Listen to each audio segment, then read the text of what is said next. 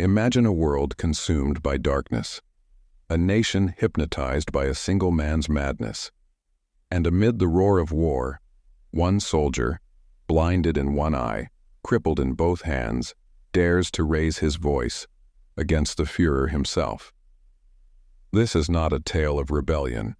It is the story of redemption, of a man who tried to give Germany back its soul. His name was Claus Schenk Graf von Stauffenberg, and this is his story. In the green fields of Bavaria, 1907, a young boy was born into privilege, but also into duty. Claus came from a proud Catholic family that had served kings and emperors. They believed in honor, discipline, and moral strength. Raised among poets and philosophers, Claus grew under the influence of the mystic writer Stefan George, who taught him one lesson that ruled his life. Act according to your conscience, even if the whole world stands against you. Those words would one day become his destiny. By his early 20s, Claus had joined the German army, the proud Reichswehr of the 1920s. He was intelligent, elegant, and deeply patriotic. He didn't fight for medals or ambition. He fought for Germany's dignity after the humiliation of Versailles. When Adolf Hitler rose to power, Claus, like many officers, first believed the Führer might rebuild the nation. But he was wrong. The pride he hoped for turned into horror. In 1939, as tanks rolled into Poland, Claus saw not glory, but tragedy. Villages burned, civilians shot, Jews hunted in the open. He wrote to his wife, Nina, "We are witnessing deeds that no soldier should ever defend. If this continues, nothing of Germany's honor will survive." Tunisia. A desert sky. A column of German vehicles drifts across the sand. And then, from the clouds, death descends. Allied aircraft rain fire. Explosions tear through the convoy. Claus wakes up in a military hospital. He has lost his right hand, 2 fingers of his left and his left eye. But his mind, his will, burns brighter than ever. Doctors thought he was finished. He thought differently. "If God lets me live," he whispered, "he must expect me to act." In the dim-lit offices of the Bendler block in Berlin, whispers traveled among generals who could no longer stay silent. There was Friedrich Olbricht, Henning von Treschow, and now, their last hope, Stauffenberg. They found an existing military emergency plan, Operation Valkyrie, designed to restore order if civil unrest erupted. Claus turned that plan into a weapon of justice. His idea was daring. Use the reserve army in Hitler's name to seize Berlin immediately after Hitler's death. It wasn't just a coup.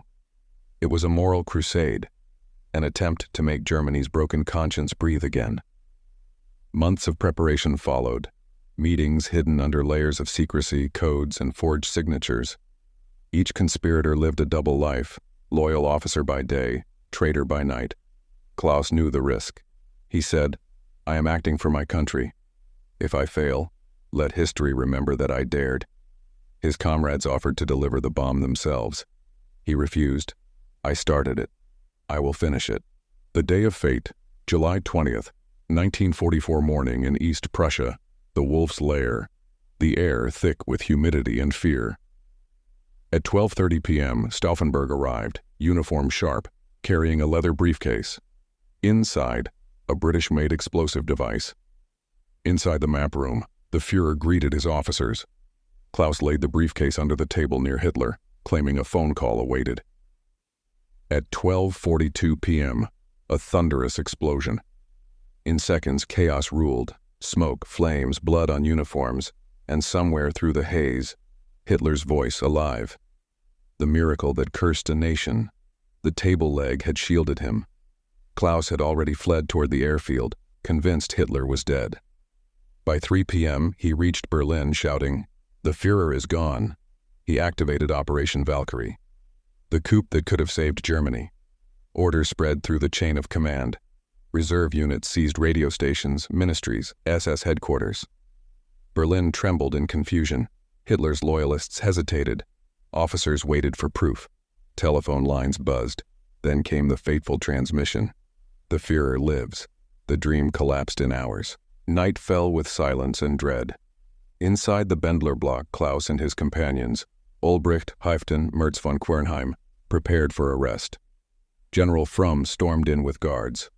Fromm, "You are all traitors." Stauffenberg, "No, General. The real traitor sits in the Führer's bunker." Fromm ordered their execution immediately, to prove his own loyalty. Under the floodlights, Stauffenberg faced the firing squad. He stood tall, one eye blazing with conviction. "Long live Holy Germany," he shouted, and the rifles fired. Midnight. 21st July 1944. The echo of shots that still haunt Germany. Within days, thousands were arrested. The People's Court turned justice into bloodsport. His brother Berthold was hanged with piano wire. His wife Nina, pregnant, was imprisoned. She gave birth in captivity. But something changed. For the first time, the world saw Germans who had fought for humanity, not against it. Stauffenberg's death restored dignity to the name German. Decades later, his son Berthold became a general in the new Bundeswehr.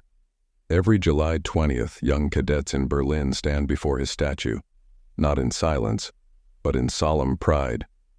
He failed to kill the tyrant, says the narrator, but he succeeded in giving Germany back its honor.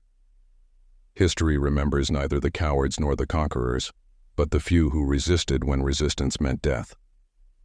Claus von Stauffenberg did not live to see freedom, but freedom lives because of men like him. His story is not a tale of failure. It is the whisper of courage in the darkness, a reminder that even one broken soldier, armed only with conscience, can stand taller than an empire of fear.